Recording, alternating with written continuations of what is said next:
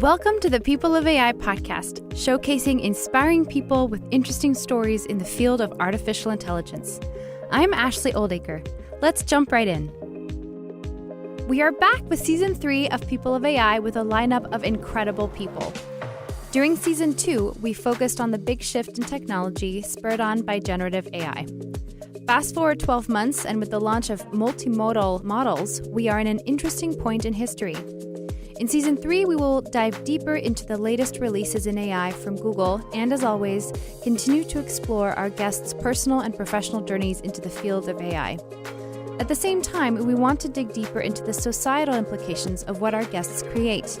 We will ask questions to understand how they are leveraging AI to solve problems and create new experiences and make sure it is used safely and responsibly.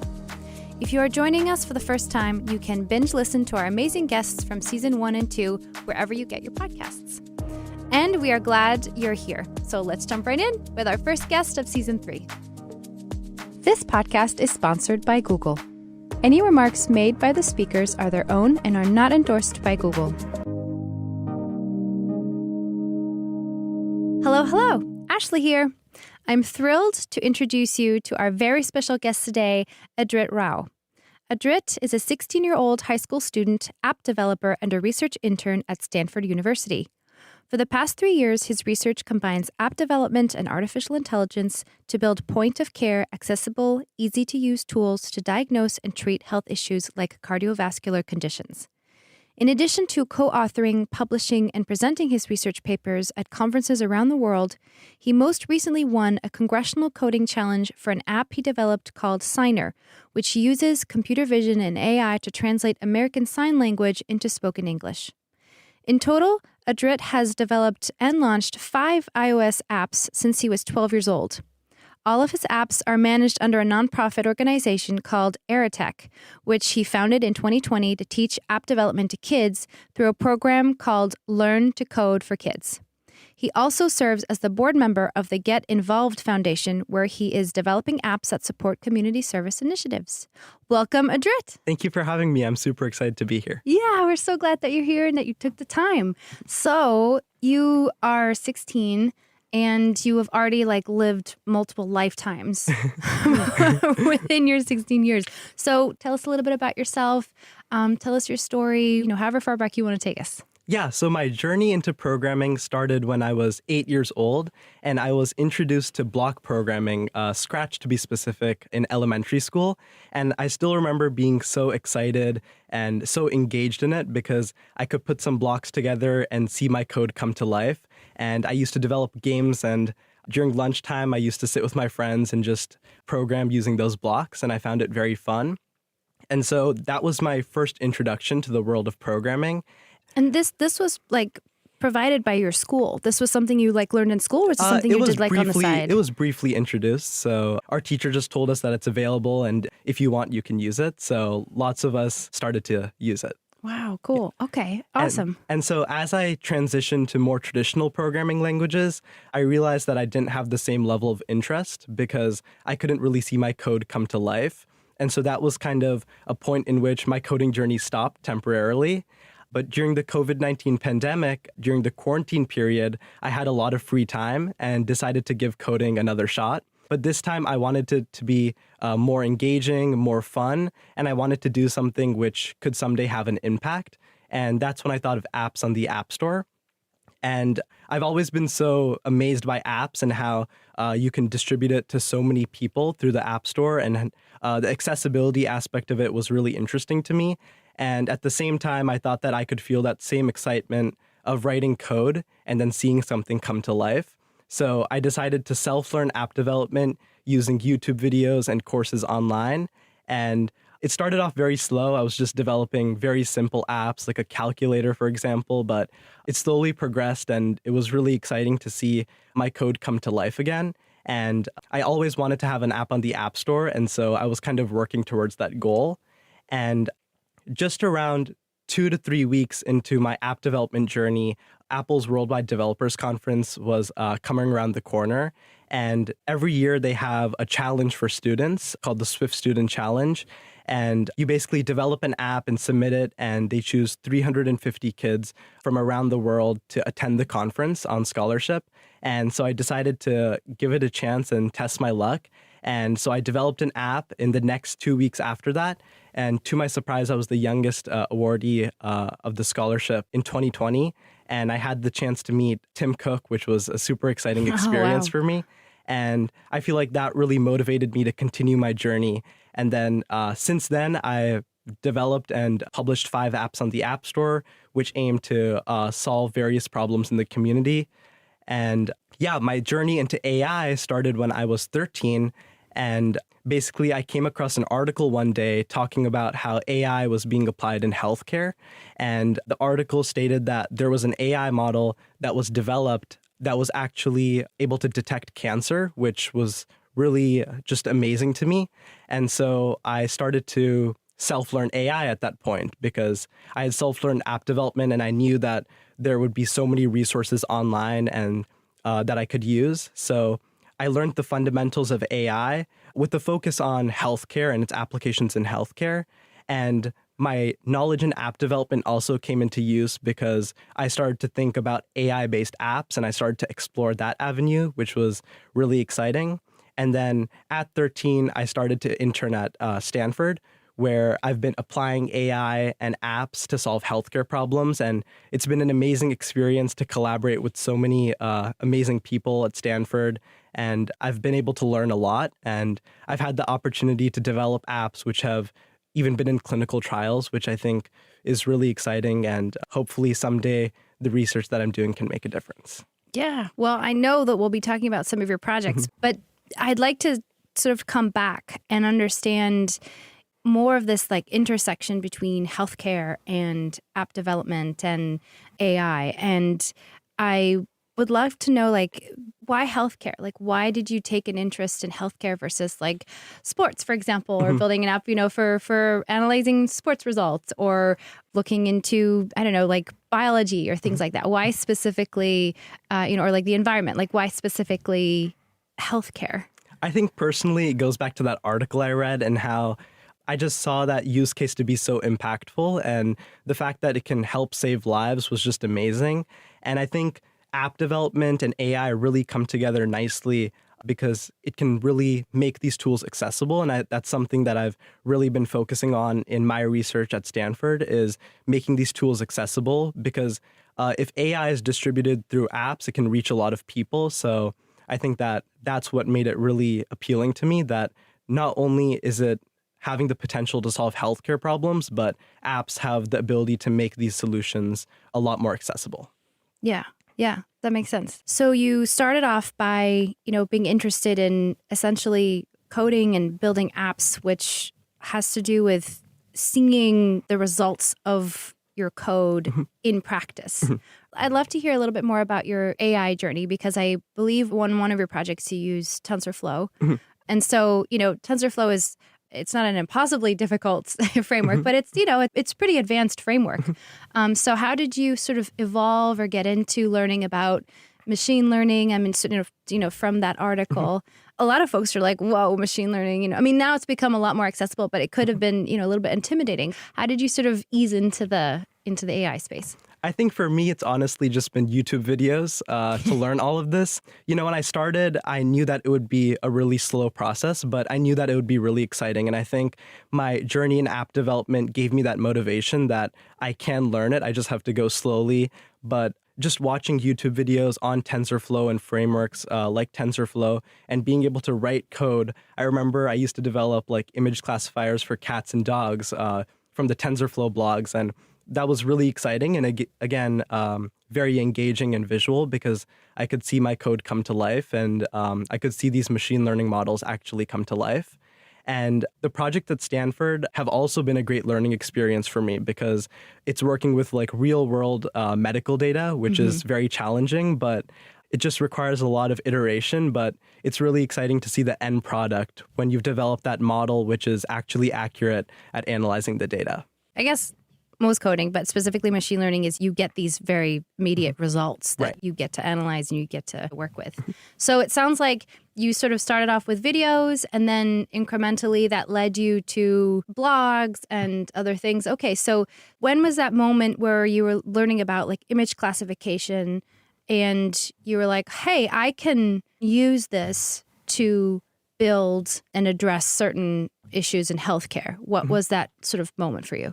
I think that when I first started and I was introduced to the first problem, which I solved in my first project at Stanford, I was actually learning based on that. So after I was given a problem is when I didn't have all the different tools in my toolkit to be able to solve it. But after getting a problem and like iterating through different ideas and after finalizing on an idea I wanted to implement is when I went and learned how I could actually do that. So when it started with my first project, which was analyzing sounds from people's arteries, the first approach I used was actually converting the sound into numbers and then using a machine learning model to analyze those numbers. So I had to actually go and learn about the different ways I could do this type of processing using blogs and videos, for example. But I think after my first project, I was able to pick up like multiple different tools in my AI toolkit, and now I'm able to just use them more comfortably. But when I started, it was mostly learning based on the problem presented to me. Yeah. Oh, interesting. Very neat. So speaking of projects, would you like to tell us about the projects that you're working on currently? Sure. So the current project I'm working on is about abdominal aortic aneurysms. So aortic aneurysms are the bulging of the aorta. It can be caused by multiple different factors, and it's has a high rate of sudden cardiovascular mortality. And currently in the clinic, clinicians will measure the diameter of the aorta in CT scans to be able to figure out whether or not a patient needs to undergo surgery for their aneurysms. But this process is highly subjective and has Why? a lot of variability because it's very manual and there's no objective way to measure an aneurysm. Oh, okay. So the goal of the project is to basically use AI to make this process more objective.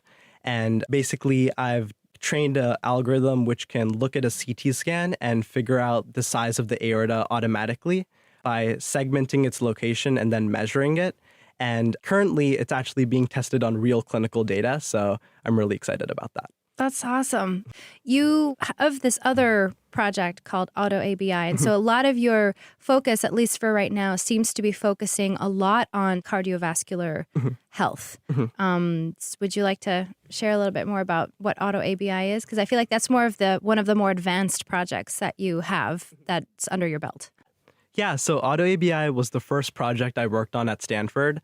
Dr. Alami introduced me to a problem related to peripheral artery disease.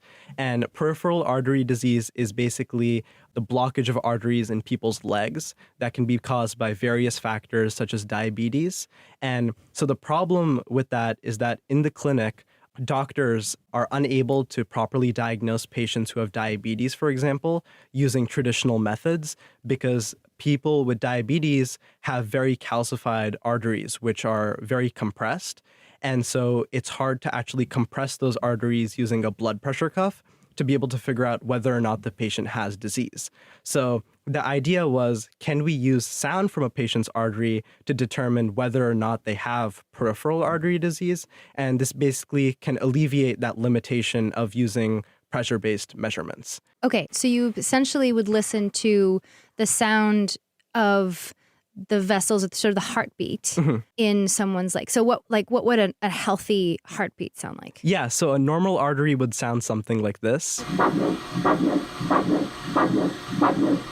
And an artery which is clogged would sound something like this. If you look at the waveform of a sound from a normal artery, you can see it goes up and down more. But when you look at something that is blocked, you can't hear it as well. It's kind of more muffled, and that waveform is also. Okay. And so that's kind of basically what we were analyzing. And so the first thing I did was develop an app which was put into clinics to collect data to actually train the model. So the app was given to clinicians, and they measured whether or not the patient had arterial disease, and they also recorded the sound from the patient's artery. So over around 4 to 5 months, we were able to collect a large data set of arterial sounds and the corresponding kind of diagnosis of whether or not the patient had the disease. Oh, wow. Okay. And so that first process really used my app development skills to develop that app. And it was exciting to see that I was getting so much new data, which was never like collected before. And then using that, my goal was to create a model which could take new sounds and predict whether or not the patient had disease. Okay. So wait, so you developed the app first to sort of do the training process, right? Collect Sort data. of to collect the data, to record the sounds. So that was the first step in your app development. And then the second step was training the model and actually then building a model that can then recognize the different sounds and make a prediction based off of the sounds in the leg. Exactly. Yes. Okay. And so after the training process was very fun, it was very time consuming, but it had multiple different steps to it. Like I mentioned, I started off by converting the sound into numbers, which was one approach, but that had a very low accuracy. And I think this is very common with developing AI models that you go through many iterations, but I think that process was very exciting. And throughout the process of developing the model, I got to make a lot of great connections at Stanford, especially because I was just starting. It was great to connect with many experts in the field and kind of bounce ideas off of them and be able to gain more knowledge. And so now the final model is not even related to numbers, not even related to converting the sound to numbers. It's actually converting the sound to images. So Oh, wow. so the sound is converted to spectrograms, which are then analyzed. And so that's What is a spectrogram? It's basically a visual representation of the sound. Like those waves you were telling me about. Kind of like that, yeah. Okay. It shows the amplitude and the waves. Okay. And so then an image classifier actually classifies those images. So it's kind of a two-step process, which we didn't think we were going to land on, but that worked the best.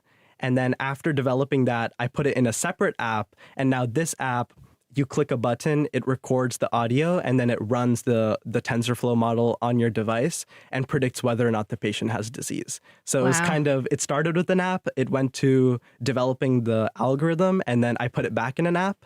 And so after I developed that app, it was actually, again, put into clinical trials where it was tested on lots of real clinical data in multiple different clinics at Stanford. And that yielded above a 90% accuracy. So that was super exciting. And that was over the course of like over a year, around 2 years. Wow. So where does it stand right now? Yeah, so right now it's still being refined using the clinical data, and we're excited for next steps. What are the next steps? Probably filing for a patent, which we're working on now. Okay, and that would mean then, what would that mean?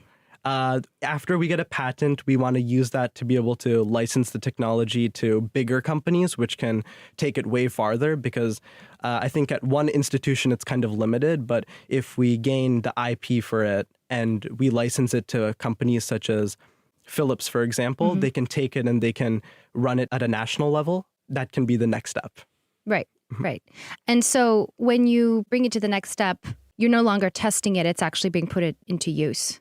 It would be tested. I think before it can be FDA cleared, it has to be tested on lots more data from many different institutions, maybe even globally. So I think that would be the next step. I just want to be part of that when I grow up. Well, you're already well on your way and excited to keep on following your journey. Speaking of sort of AI in healthcare, I wanted to go back to, it sounds like the medical field has been sort of one of the forefronts of adapting and using new technology, but with that has also come some risks. And so, one of the risks I can imagine is, a misdiagnosis on the part of the app, for example. How are you thinking about that? Because I think one of the things I'm noticing, especially with generative AI, is it's so easy to sort of fall on the model and the predictions and believe them to be 100% truth. So how are we balancing that, or how are you thinking about that? I think that AI in healthcare shouldn't really be to replace clinicians, but it should be to aid them and help them. So for example, with AutoABI, the goal is for the clinician to use like their traditional methods of listening to the circulatory sound and determining if the patient has disease. And the app is only to be used to kind of double check their diagnosis. And I think that with these AI tools, it's going to really help make diagnosis more efficient. And it's kind of a tool to kind of double check your diagnosis, hopefully making it more accurate, because humans can be subjective and there is error in diagnosis. So hopefully AI models can help clinicians double check. But I don't think that it should be something that is, until it becomes very, very accurate, I don't think at this stage it should be just running on its own without having a human there to supervise it. Right. And actually, that's a good point, right? I mean, there's human error as well as machine error. And so hopefully if you combine the two, then you sort of really eliminate the percentage of error, not totally, but you really, really minimize it. So yeah, that makes sense. So you're really seeing this as a tool to just continue to enhance the professionals in the field as well. Exactly. Okay. Yeah, that makes sense. So I'm curious how you got into like your journey into Stanford. So did you have this idea for a project and you reached out to a professor and just said, hey, I have this idea. Can I work on this with you? Or was there sort of like an event or an application of sorts and you're like, hey, let me apply for this program? I'm sure other young students are also interested in learning how they can further research and bring their ideas to life as well. For sure. So after I had kind of went on my own personal journey through app development and AI, I wanted to apply it. And like I said, I was really inspired by how AI was being applied in healthcare. And I guess I just wanted to be a part of that. So Stanford's really close to home, and it's a school that I've really admired over the years for the research that they do. So I basically just looked up professors who are doing things in the space of digital health. And that's when I found Dr. Alami, and I contacted him. I sent him an email kind of talking about my journey and what I've done. And actually, the next day he replied to me and he said that he would love for me to work with him. And that's kind of where that started. Yeah. So let's get into the nitty-gritty details. So you just you sent him an email saying, I'm an app developer. I've developed these apps. Hey, I want to work with you. Or did you bring this idea forward? Yeah, so he actually presented me with this idea because he's a vascular surgeon. So he has a lot of expertise in that area. And he had this idea before I even contacted him. Oh. But when I started working with him, he then told me, like, can we develop an AI-based app which can solve this problem? And that's where it started. Okay, so the strength that you brought was the app development, sort of the digital aspect of it. And he brought the expertise in the health. Right. And so you sort of brought your two minds together to create this sort of hybrid solution. Yes. In healthcare. And he's also the director of digital health at the Bayer Center for Biodesign. Right. So he's also had lots of other projects which have gone into clinical trials for digital health. So he has a lot of experience in that area. That is so cool that you just took a risk and that it paid off. And now you're working on towards a patent, which is very, very, very, very exciting. Cool. Okay. So, and just so that we're all clear, you're doing this in addition to going to school. Yeah. So a lot of these opportunities that you've gotten have been just cold calling, cold emailing different people in the industry and just sort of looking for opportunities. That takes a lot of courage as well. Or does it? I mean, is this sort of like a skill that you have to build up of just, it sounds like, based on what you said, is that you've got a lot of responses back. But I can also imagine that that's not the case always. Yeah, there were lots of people who didn't respond to me throughout my journey, researchers I've reached out to.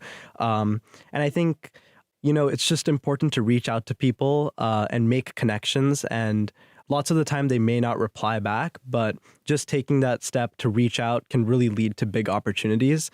And I think one thing that helped me at a young age was because I was kind of oblivious to what would happen if they don't reach out or what happens if they reach out. So I would just send emails to people I was interested in collaborating with. And then I've just continued like that throughout the years. Yeah. The fear of rejection is, it's real and it can sort of be a real hit to the ego. So how do you battle that?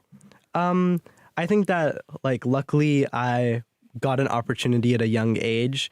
I think that what helped with that was just going on my own personal journey at first and then reaching out with some skills that I had learned on my own. And so that kind of comes back to all the resources online and how people can learn kind of whatever they want, whether it's AI or app development using resources online. And I think building that toolkit and then reaching out was what really helped me, because I actually had something which I could apply to what I was interested in. So I think that just going on your personal journey, going through different ups and downs and just learning from that, and then reaching out when you're at a point in which you want to just take your journey to the next level is what helped me. Yeah, well, and I'm starting to sort of also see more the connection of I'm doing something and I get the immediate feedback, which was what was so validating with app development.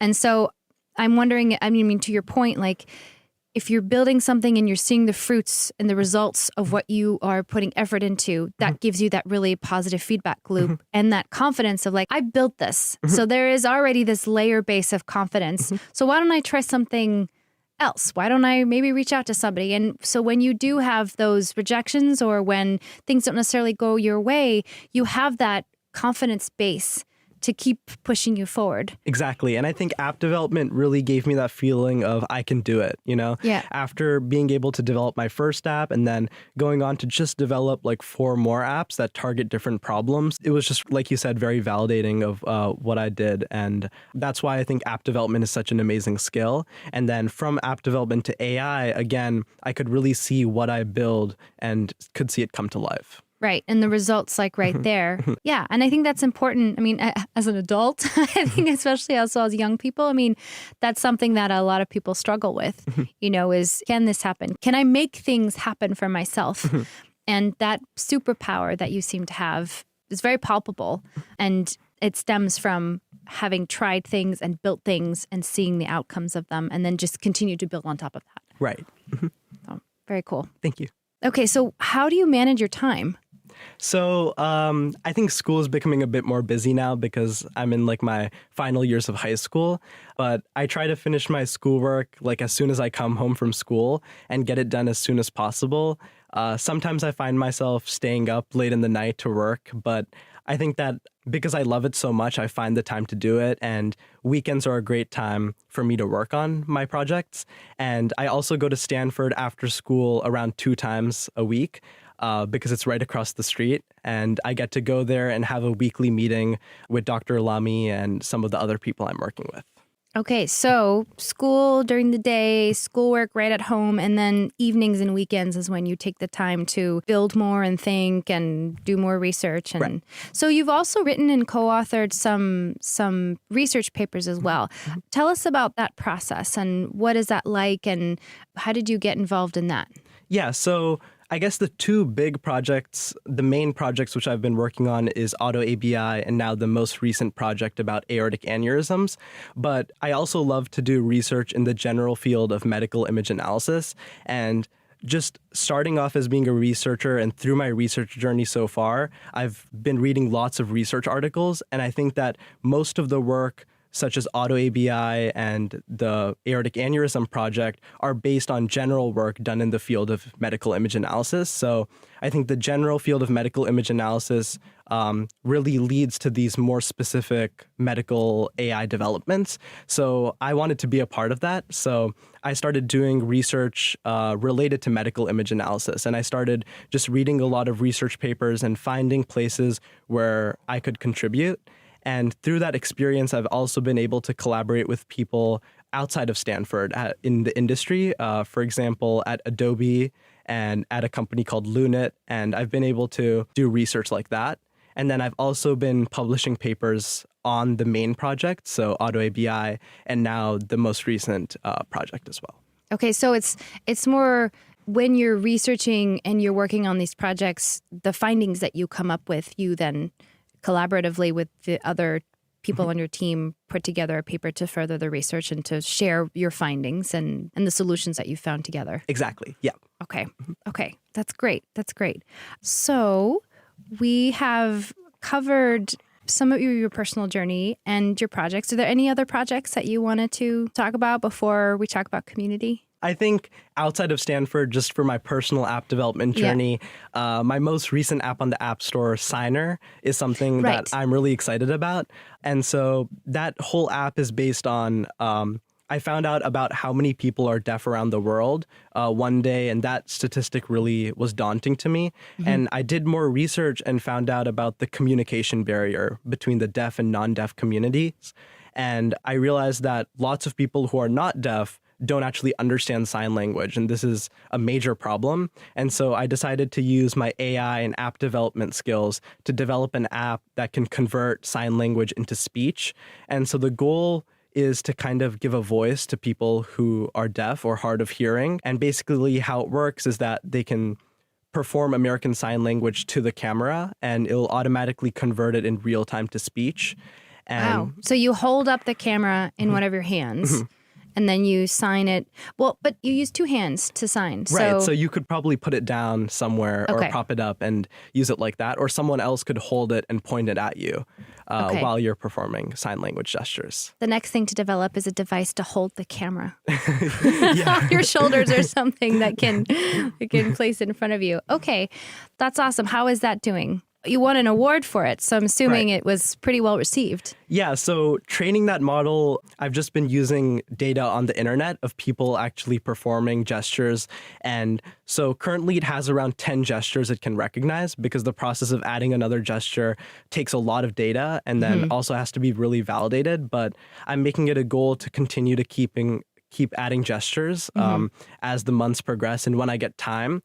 And I have the 10 kind of essential gestures, and I just want to keep adding more to the library. And hopefully I can collaborate with an organization for deaf people, which can help me further bring this app to more people. Yeah. What I find so interesting is that you bring sort of this infrastructure, the how-to, which is so cool because you can connect with different industry experts and help them make the ideas like come to life, which I think is such a cool skill. Thank you. And I hope if you've developed 5 apps so far, like I can't imagine in like 20 years how many more cool things you'll be building as well. So that's awesome. So it sounds like you kind of come up with these ideas. You read something that sparks your interest or that you care about, and then you set yourself to building it. Right. And then figuring out the solution. That's very cool. I'm trying to get into your mind a little bit and figure out like what that process is like. I think like when I started app development, the first app I developed was a movie and TV show finder, because I didn't have an actual problem I wanted to address, and I wanted to develop an app which I thought could be cool and fun. But as my app development journey progressed, I wanted to focus more on solving problems in the community. So the first app I developed to solve a problem in the community was called Shop Quick. And it was during the COVID-19 pandemic where I noticed at my local grocery stores that the wait time was so long. And I had seen that there were articles that talked about how elderly people are being exposed to these diseases from having to wait in these really long lines, and how that was a problem. So I decided to just target that problem and create an app which basically tells you the wait time at your local grocery store, so you can visit it when the wait time is really low. And so I think noticing problems in the community is something that can be really impactful. Even if it's a small problem, it can still help a lot of people in your community. And I just love like reading articles and reading papers and things like that. So I think that's how I've been able to find problems that have not been previously targeted.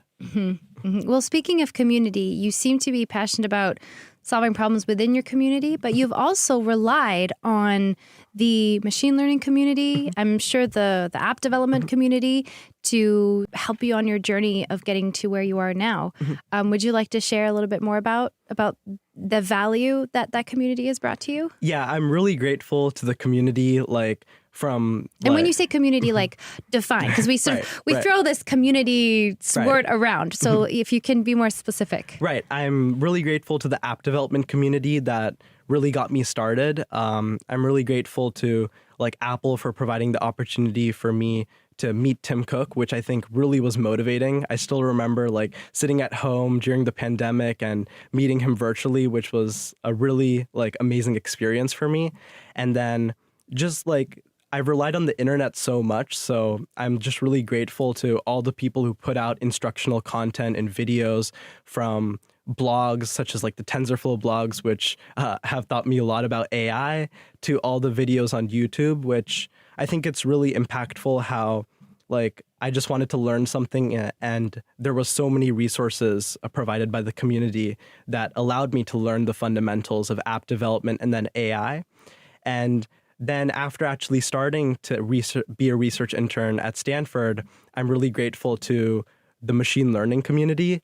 They've just really helped me learn and grow, and it's been amazing to connect with so many different people, from Dr. Alami, who gave me this opportunity at such a young age and has been mentoring me, to people at Biodesign such as Dr. Paul Spienmeyer and Dr. Vishnu Ravi, to people in the industry such as Dr. Lee and Dr. Jongchan Park, who have all just really helped me grow since a young age, and I'm really grateful to them.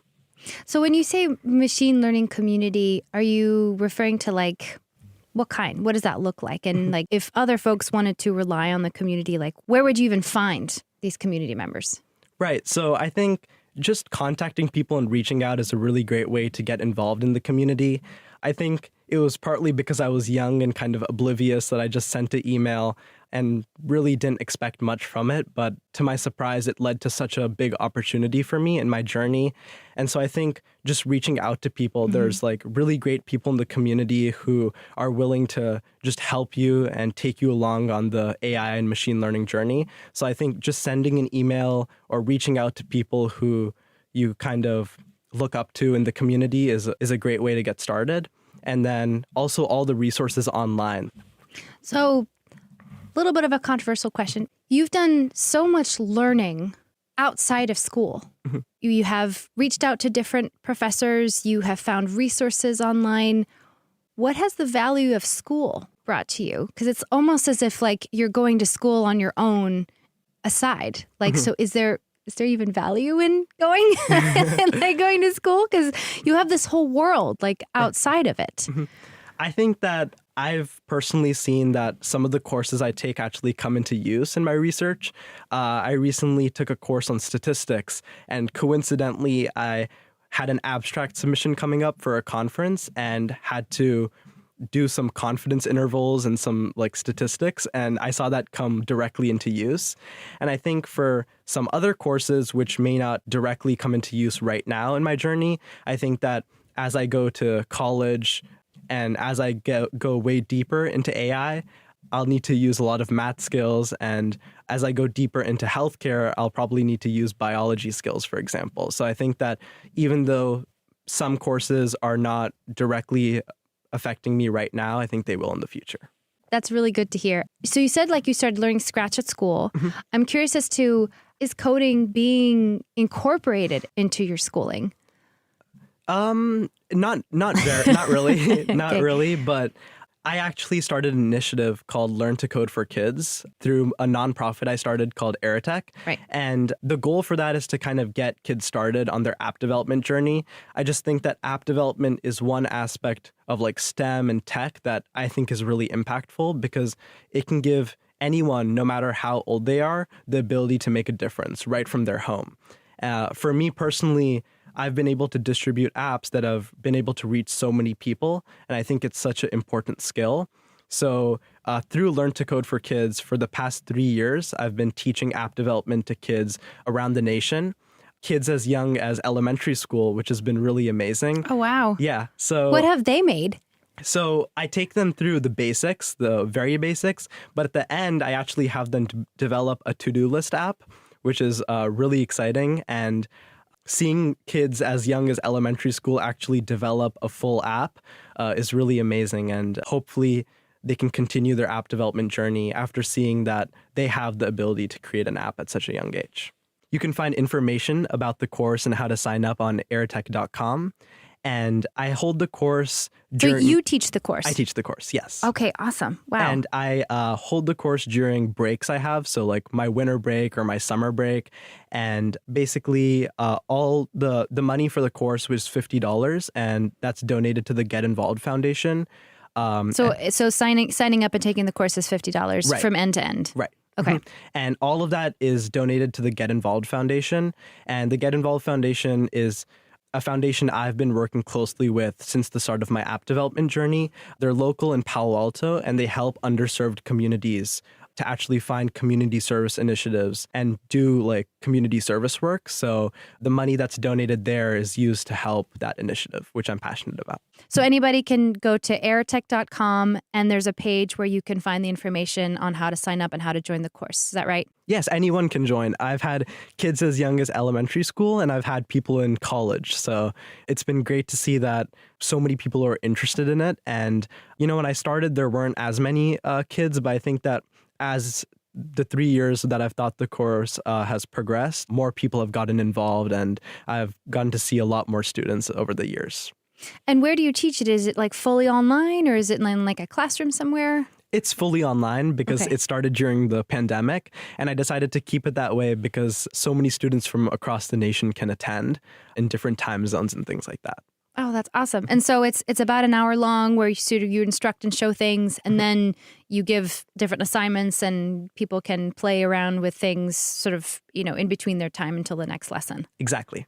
Okay. Awesome. Very cool. All right. We will make sure to share all of the information in the show notes as well, if anybody's interested. Awesome. Thank you so much.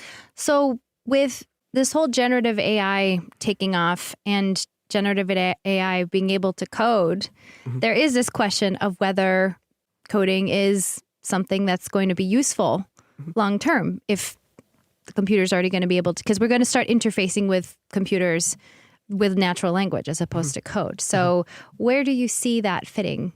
I think that generative AI is a great tool, and I personally use it a lot nowadays to help me figure out certain coding problems. I think that as generative AI becomes better and as programmers use it more, what's going to become more important is the ability to think of ideas and actually target problems. And I think generative AI is only going to help us build solutions faster. So I think finding the problem and thinking of the solution is going to be the main component of these projects. And then the development process will probably become faster. And I think that's a good benefit and a great benefit of generative AI. So there's still value in learning to code, learning how to essentially operate a computer and in parallel with using generative AI. I think so. Yes. Yeah. Okay. Great. Well, so you created this nonprofit specifically, as you said, to teach students, young people how to app develop. How did that come about? Like, how was that created? I think that was just personally finding out how impactful app development can be.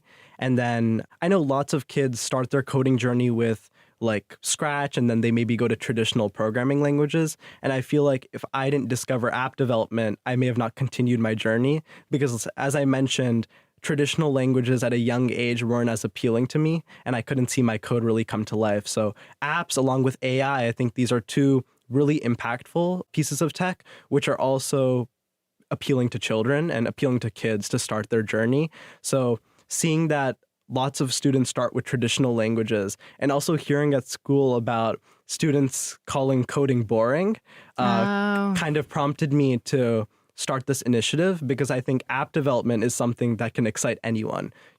We use apps in our daily lives, so actually having the ability to develop an app of your own can be so powerful. Yeah. That makes sense. So what's next for you? So you are a junior in high school. Yes. You are probably thinking about, there's an end date to high school. So what's next for you? I would really love to continue research, and I think I found that AI in healthcare is something I'm passionate about, very passionate about, because, I can develop things which can someday go along to actually help doctors and help save lives. And I think I just want to continue on that path of AI in healthcare.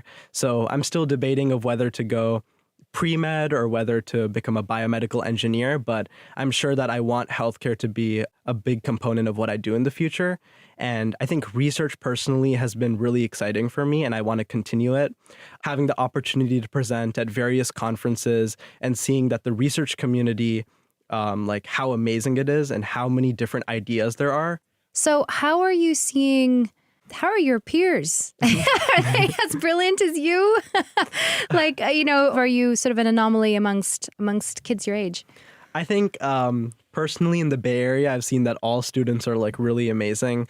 one of my friends, like, he's one of the top golf players in the nation. So I think that there's just so many amazing people in the Bay Area and so many amazing students who are doing like different things. I know that some people I know are interested in psychology, so they've been really exploring that.